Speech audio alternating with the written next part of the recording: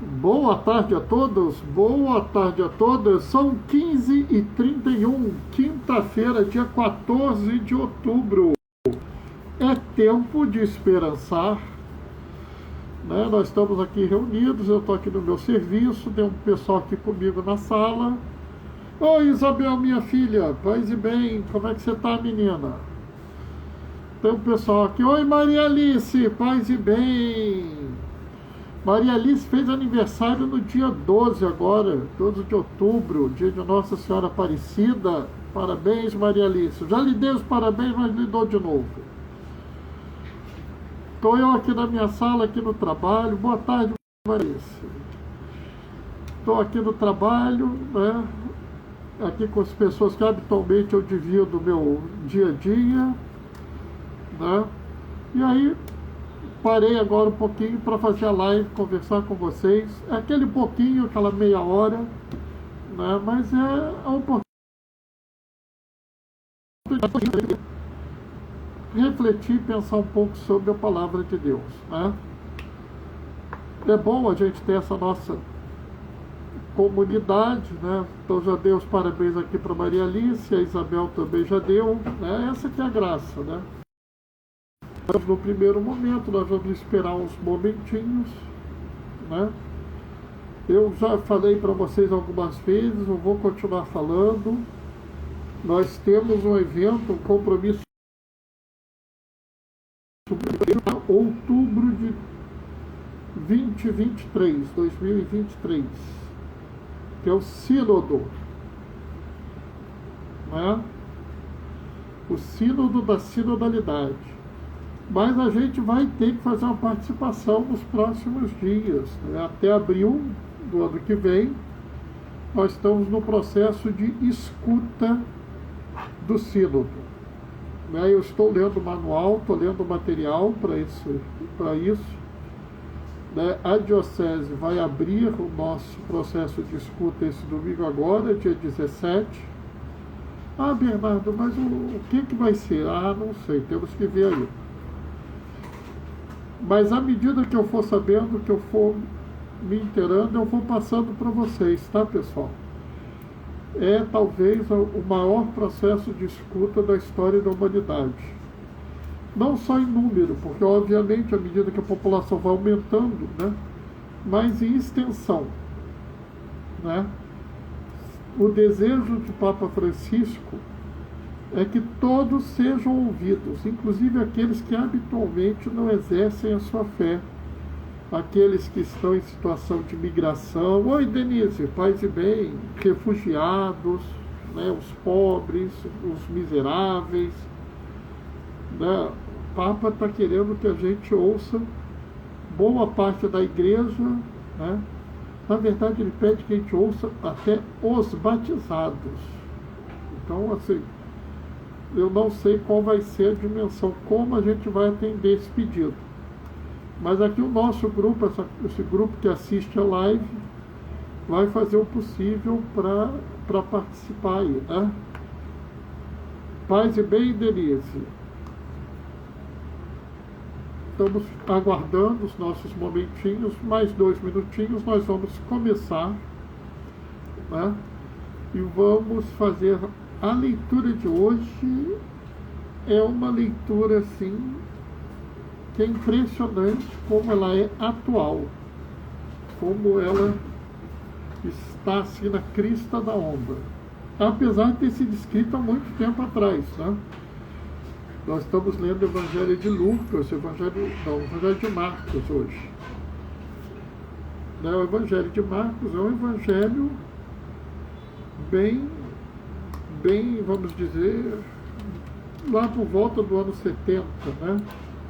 Então, a gente vai ter uma leitura assim bem puxada hoje, né?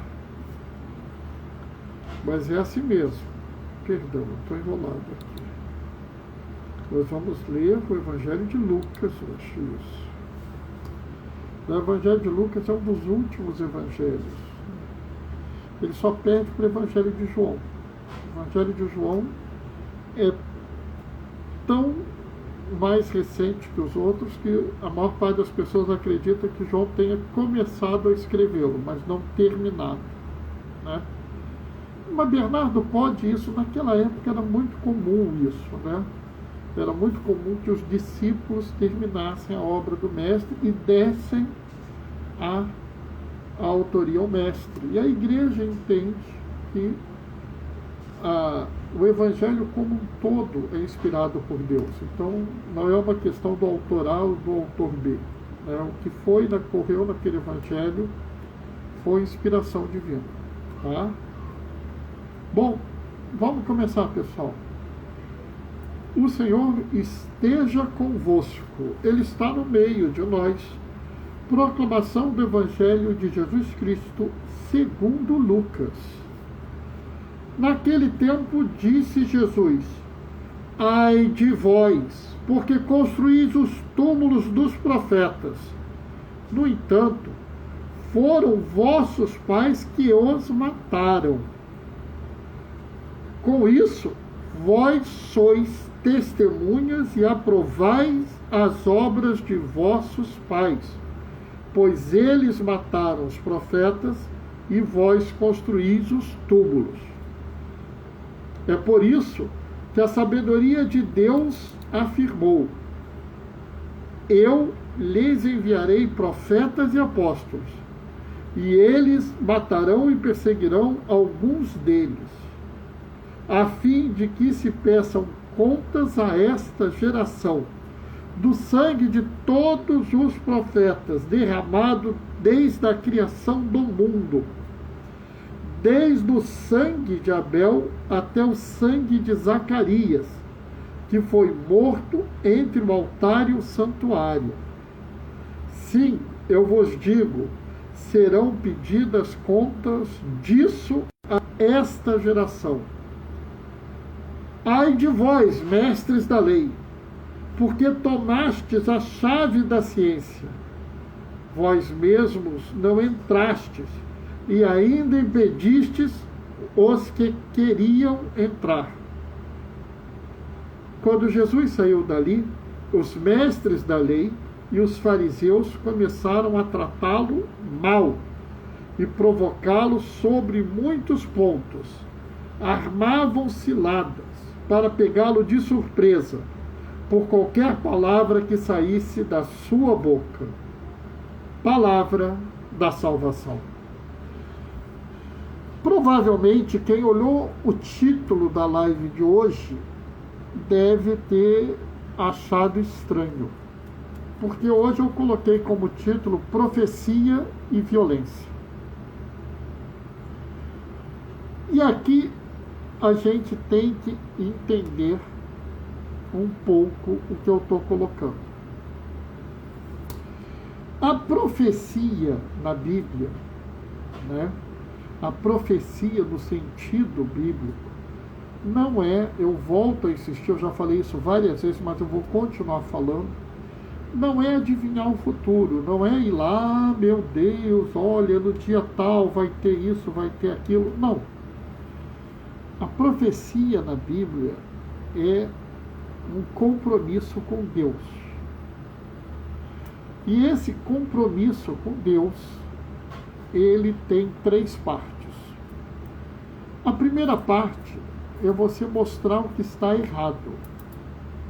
Mostrar o que... E aqui é interessante, porque você tem, assim, todos os profetas bíblicos, eles mostram o que está errado no mundo. E quando eles mostram isso, eles mostram a partir da visão que Deus tem para o mundo. Uma vez que eles mostram o que está errado, eles querem nos ensinar o que é o certo. E eles nos chamam para sair do errado e ir para o certo. É verdade que quando você faz isso, você é inoportuno, você perturba as pessoas. Mas essa postura de perturbar as pessoas, de questionar as pessoas, de forma alguma, é uma postura violenta. Isso é importante, né? A profecia em si, ela incomoda. A profecia em si nos questiona, nos perturba, nos balança. Mas a profecia em si não é violenta. Aquele que assume para si o papel de profeta, né? Ele não assume um papel violento, né? Eu até me lembro uma música que teve um hino da campanha da fraternidade, que a gente cantava: não temeis o papel de profeta, porque o papel de profeta é falar, né? Ô Padre Ricardo, paz e bem, seja bem-vindo. Então, o papel do profeta é o papel de falar, né? Como eu estou puxando aqui a música da campanha da fraternidade. O profeta em si não é violento. O profeta em si denuncia o erro. O profeta, ele questiona as pessoas, ele questiona a sociedade. Paz e bênção também para o senhor Padre Ricardo. Mas essa ação não é violenta. Agora, há um risco da resposta ao profeta ser violenta. Há um risco do profeta sofrer uma ação violenta. E é claro que essa ação violenta é uma ação, ela tem um momento, né? Então, pode ser que a gente seja ofendido, pode ser que as pessoas queiram nos pegar numa situação vexatória, aí vai piorando, eles querem nos impor uma situação vexatória, né? Nós tivemos durante os anos de chumbo nesse país um bispo que foi capturado pela repressão, pintado de vermelho, colocado nu no meio da rua, né? Isso é uma situação vexatória. As pessoas podem agredir os profetas, e nós temos vários casos disso. E as pessoas podem até matar um profeta. Nós temos vários casos disso, né? Então, a gente tem que entender que a profecia, ô Gonzaga, paz e bem, o nosso compromisso com o reino de Deus, o nosso compromisso profético, ele não pode ser, ô Diane, paz e bem, ele não pode ser de forma alguma a via violenta. A via violenta não é a nossa via. A nossa via é a via da denúncia, do questionamento. É a via onde nós dizemos: a vida está em primeiro lugar, e tudo que for contra a vida está errado. A dignidade humana é dom de Deus, nos foi dado por Deus, e tudo que vai contra a dignidade do ser humano está errado e tem que ser mudado. Mas não cabe a nós pregar qualquer forma de violência, muito pelo contrário. Nós devemos sempre escolher as formas mais pacíficas e mais amáveis e mais amorosas que nós podemos fazer, né? Eu gosto de lembrar, muito gozado, que as pessoas viram e mexem, falam assim para mim: nós temos que defender a fé. Lembre-se o que disse Pedro na 1 Pedro 3,14: estejam prontos sempre a dar razões da sua esperança. Aí ouviram: completa o versículo, porque isso é só a primeira parte. A segunda parte: mas façam isso com alguma coisa e longanimidade, ou seja, com um bem-querer e misericórdia. Então, mesmo quando é para nós darmos razão da nossa esperança, nós devemos fazer com amor, com carinho, com atenção, com cuidado. Sabe? Eu já falei isso uma vez, 2 vezes, 3 vezes e vou continuar falando. Não há espaço na nossa crença para atitude violenta. É claro, é óbvio que em situações extremas podem ocorrer atos extremos. Mas isso não pode ser o que nos guia. Isso tem que ser a exceção da exceção. A gente não pode recorrer à violência, à força, à destruição. Ó Djalma, oi Doraci, paz e bem. A violência, a destruição, a raiva, como forma corriqueira, até como forma aceitável. Não é. Nós podemos entender que numa situação onde se tenha, por exemplo, uma vida em risco, nós possamos usar da violência. Mas mesmo assim nós devemos usar a menor quantidade de violência que nos for possível usar.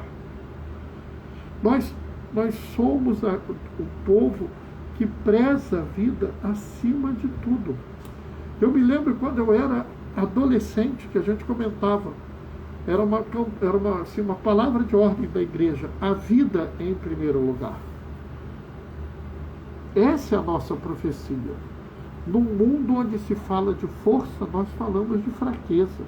No mundo que se fala de ódio, nós falamos de amor. No mundo que se prega a intolerância, nós pregamos a tolerância. No mundo onde as pessoas falam que quem pode mais chora menos, nós choramos com os que choram, para que algum dia nós possamos rir com os que riem.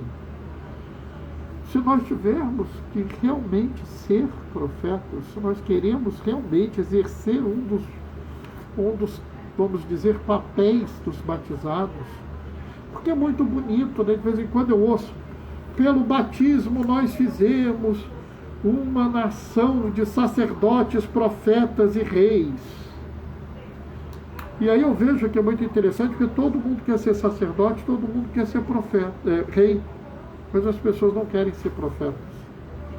Sabe, o Dom Oscar Romero, que é uma das pessoas da minha devoção, ele fala que a denúncia, quando você denuncia-se a si próprio. Quando você faz o papel profético, você às vezes acaba denunciando as suas próprias limitações, as suas próprias dificuldades, os seus próprios pecados. E não tem nada demais nisso. Né? Nós não pregamos um reino de pessoas impolutas. Nós pregamos um reino de pessoas que se reconhecem pecadoras, que se reconhecem limitadas, mas que juntas entendem que, animados pelo Espírito Santo, estamos dispostos a seguir Jesus para buscar e criar o reino de Deus na terra. Bernardo, a gente vai conseguir isso? Eu não sei. Não tenho, assim, nenhuma pretensão de responder essa pergunta e nem terei. Mas eu sei o que nós precisamos fazer. É por isso que eu reitero hoje que a via da profecia é a via da denúncia, sim, mas não é a via da violência. Quem é violento é quem quer calar o profeta. Quem é violento é quem quer calar a profetisa. Quem é violento é aquele que se afastou de Jesus. Nós não queremos ser violentos, nós queremos seguir com Jesus. É por isso que nós vamos fazer todos os esforços pela paz. É por isso que nós vamos fazer todos os esforços pela vida. É por isso que nós vamos fazer todos os esforços pela dignidade do ser humano. E deixando claro que aqui eu não estou pondo nenhuma restrição. Não existe 2 tipos de ser humano. Toda vida é valiosa, toda pessoa é digna. Todos merecem nossa atenção, amor e cuidado. Não tem nenhuma restrição nisso. Como nós vamos fazer isso? Essa é a base da conversão. Mas, essencialmente, hoje, mais do que nunca, a gente tem que entender que quando Jesus questiona aqui, vocês construíram os túmulos, ele não está falando que seja errado fazer um túmulo. Ele está falando que as pessoas, elas se escondem atrás do túmulo bonito que eles construíram para os profetas, mas continuam em si odiando aquilo que o profeta falava. Entendem isso? Então, hoje mais do que nunca, vamos ser profetas, vamos ser profetisas, vamos defender a vida, promover a dignidade humana, pregar a não violência, pregar a paz e pedir que o mundo elimine todas as formas e meios de violência. Amém? Bom, eu espero que tenha sido interessante a reflexão, né? Eu volto a insistir, né, que nós estamos aí para tocar as coisas, né? Estou estudando o material do sínodo da sinodalidade, porque o Papa está pedindo que nós organizemos um processo de escuta, que é o maior processo de escuta que eu ouvi falar até hoje, né? O processo de escuta do sínodo para a Amazônia, feito pela REPAM, já tinha sido gigantesco, né? O processo de escuta da Assembleia Eclesial da América Latina e do Caribe, né, já é uma coisa titânica. São 55 mil documentos de escuta, sendo que apenas 8 mil são individuais, os outros são de comunidades de fé. Então, por exemplo, a Pastoral da AIDS fez um documento de escuta. Então, são 55 mil documentos, são 55 mil pessoas, né? E o Papa agora falou o ideal para a bolsa, pelo menos 1 bilhão e 300 milhões de pessoas. Isso dependendo, a gente vai ouvir toda a Igreja Católica, né? Aliás, se depender do Papa, a gente vai ouvir um pouco mais que isso, né? Mas isso, pessoal, eu não vou ficar falando muito agora, porque eu ainda não domino esse assunto. Vocês sabem que eu sou sincero, eu falo as coisas assim na lata. Então, eu estou estudando, estou lendo, mas à medida que a gente for tocando as coisas, a gente vai tratar de entender melhor, né? Sabe, a gente até organiza, ajuda o Papa dessa missão e organiza um processo de escuta das pessoas que assistem a live. Podemos. Mas primeiro deixa eu estudar, pessoal, porque eu não vou tentar fazer uma coisa que eu não tenho um mínimo de cuidado, porque é uma coisa séria, é um processo que não é um processo só de documento. Responde esse questionário aqui. Não.